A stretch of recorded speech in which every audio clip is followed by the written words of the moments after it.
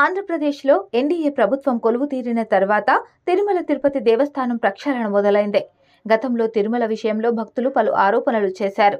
ఆంధ్రప్రదేశ్లో నెల రోజుల క్రితం వరకు ఉన్న వైసీపీ ప్రభుత్వం మీద అప్పటి టీటీడీ చైర్మన్తో పాటు టీటీడీ అధికారుల తీరుపై శ్రీవారి భక్తులు అనేక ఆరోపణలు చేశారు.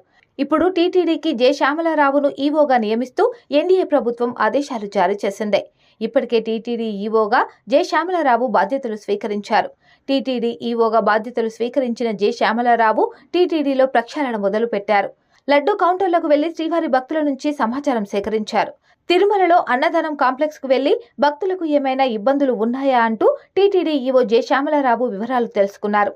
తిరుమలలో అన్నదాన ప్రసాదాల నాణ్యత గురించి, రుచి శుభ్రత గురించి శ్రీ వెంకటేశ్వర స్వామి భక్తుల నుంచి వివరాలు తెలుసుకున్న టీటీడీ ఈవో శ్యామలారావు పలు చర్యలు తీసుకుంటున్నారు. ఇలాంటి సమయంలో తిరుమల శ్రీవారికి నివేదించే అన్న ప్రసాదాలు సేంద్రియ బియ్యం వాడకాన్ని నిలిపివేసి గతంలో వినియోగించే బియ్యాన్ని వాడాలని టీటీడీ నిర్ణయించిందని, అదేవిధంగా అన్న ప్రసాదాల దిట్టం కూడా పెంచాలని టీటీడీ నిర్ణయించిందని సోషల్ మీడియాలో ఒక వార్త వైరల్ అవుతోంది. ఇది పూర్తిగా అసత్యమని టీటీడీ బుధవారం తెలిపింది.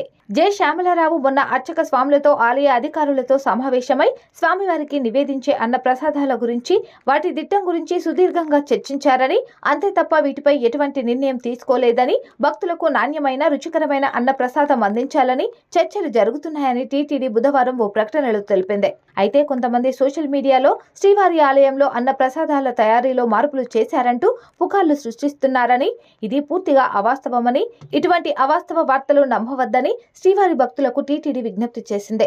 టీటీడీ మీద కక్ష కట్టుకున్న కొంతమంది కావాలనే సోషల్ మీడియాలో ఇలాంటి వార్తలు వైరల్ చేసి భక్తుల మనోభావాలతో ఆడుకుంటున్నారని శ్రీవారి భక్తులు కూడా మండిపడుతున్నారు.